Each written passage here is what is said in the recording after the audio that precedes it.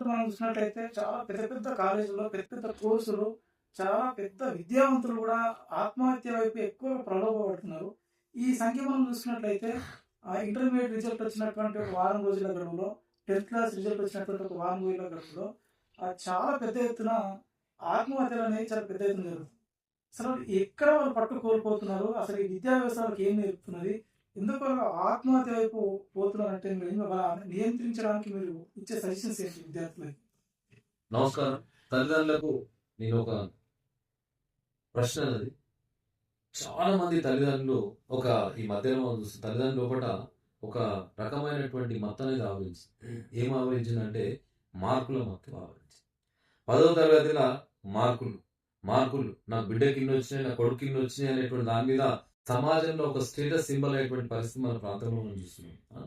దాని తర్వాత ఇంటర్మీడియట్ మార్కులు స్టేట్ లెవెల్ ఇట్లా వచ్చింది అట్లా వచ్చింది. దాని తర్వాత మన బీటెక్లో పోయిందనుకో, నా కొడుకు ఇంత ర్యాంక్ వచ్చింది అంత ర్యాంక్ వచ్చింది. గొప్పలకు పోయి ఆ పిల్లగాని లోపల ఆ మానసిక ఒత్తిడి ఏమున్నది, ఆ చదువు ఏమున్నది, ఆయన అభిరుచులు ఏమున్నాయి, ఆయన లక్ష్యం ఏమున్నది, ఆయన దేనికోసం పోతున్నాడు అవన్నీ కూడా పక్కకు పెట్టేసి పలానా రాముకి ఇన్ని వచ్చినాయి నీకు ఇన్ని రావాలి, పలానా కృష్ణకి ఇన్ని వచ్చినాయి నీకు ఇన్ని రావాలి, పలానా వేలుకి ఇన్ని వచ్చినాయి నీకు ఇన్ని రావాలి, వాళ్ళకంటే ఎక్కువ రావాలి అనేటువంటి దాని మీద కాంపిటీషన్ చేసేటువంటి దాని మీద ఆ పిల్లగాని మీద కానీ, ఆ పాప మీద కానీ, ఆ బాబు మీద కానీ మానసికమైనటువంటి భయంకరమైన ఒత్తిడి తీసుకురావడం వల్ల చాలా స్ట్రెస్ గురైనటువంటి పరిస్థితి. తల్లిదండ్రులు కలలు అంటారు, నా కొడుకుకు ఇంటర్మీడియట్ లా స్టేట్ ర్యాంక్ వచ్చింది, రేపు ఇంజనీరింగ్ లోపల టాప్ స్టేట్ లెవెల్ ఉంటాడు మావాడు అనేటువంటి దాని మీద ముందే అందరు కూడా చెప్పడం వల్ల ఆ వస్తుందా రాదనేటువంటి దాని మీద ఆ బాబు అనేటువంటి మన దగ్గర ఏంటంటే కర్మ మీద మనం ఉండాలి తప్ప కానీ ఫలితం అనేది ఆశించదు. నేను శ్రీకృష్ణుడు చెప్పినటువంటి ముచ్చట ఏంటంటే కర్మ అంటే మనం చేసే పని చేయాలి కానీ ఫలితం అనేది భగవంతుడు ఇచ్చిన సరే.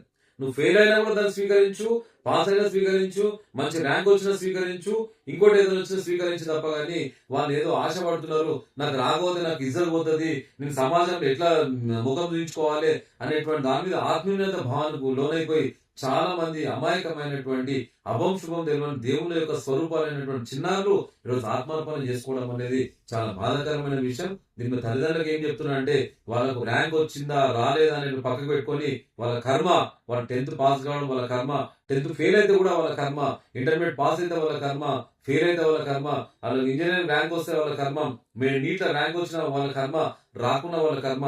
వాళ్ళ కర్మకు వాళ్ళని వదిలేసేటువంటి ప్రయత్నం చేయాలి తప్ప కానీ ఒత్తిడి తెచ్చేటువంటి ప్రయత్నం చేయదనేటువంటి దాని మీద చేతులు జోడించి తల్లిదండ్రులకు నేను సవినయంగా తెలియజేస్తున్నా. నా మాట వింటున్న మీరందరూ కూడా ఒకసారి పునర్పరిశీలన చేయాలి.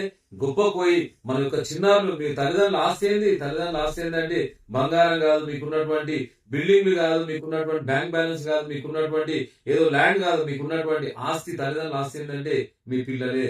మీ పిల్లలు ఎంత సంతోషంగా ఉన్నారు, ఎంత ఆనందంగా ఉన్నారు, మీ పిల్లల అభిరుచులు ఏమున్నాయి, మీ పిల్లల లక్ష్యాలు ఏమున్నాయి, మీ పిల్లలకు ఏ రకమైన కోరికలు ఉన్నాయి, యాక్టర్ అవుతారా, సింగర్ అవుతారా, డాన్సర్ అవుతారా, క్రీడాకారుడు అవుతారా, క్రికెట్ ఆడతారా, వాలీబాల్ ఆడతారా, ఇంకో మంచి ఆడిటర్ అవుతారా, మంచి నాయకుడు అవుతారా, ఒక ఐఏఎస్ అవుతారా, ఐపీఎస్ అవుతారా, ఒక డాక్టర్ అవుతారా, ఒక అడ్వకేట్ అవుతారా, ఏమవుతారు అనేటువంటి దాని మీద మీరు వాళ్ళకు మనస్ఫూర్తిగా ప్రేమతో అడిగేటువంటి ప్రయత్నం చేసి వాళ్ళకి ఏది నచ్చితే దాంట్లో పంపించేటువంటి ప్రయత్నం చేస్తే అద్భుతాలు సృష్టించేటువంటి అవకాశం ఉంటుంది. కనుక ఇది ప్రధానమైనటువంటి స్ట్రెస్ ఉంటుంది. దీని తర్వాత చాలా మంది ఏంటంటే బట్టి ర్యాంకులు తెచ్చుకొని పెద్ద ఐఐటీలో ఒక సంఘటన చెప్తే నాకు చాలా బాధ అనిపిస్తుంది.